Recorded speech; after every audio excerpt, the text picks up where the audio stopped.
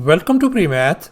In this video, we are going to solve this given equation that involves nested exponents x power 5 minus 10 square equal to 0. Please don't forget to give a thumbs up and subscribe.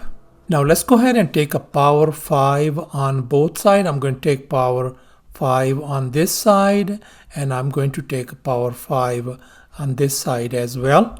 And now let's recall this power rule of exponents. So our left hand side could be written as x power 5 times x power 5 equals to, so this becomes simply 10 power 10. And now we are going to use this power rule once again on the left hand side.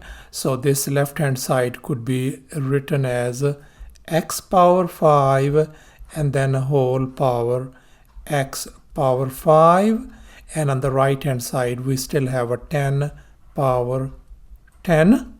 And now we can see a certain pattern: a power a equals to b power b. Then according to this rule we can write a equals to b. So therefore this could be written as x power 5 equals to 10. Now let's go ahead and take power 1 over 5 on both sides to isolate x. I took care of 1/5 on this side power and power 1 over 5 on this side as well.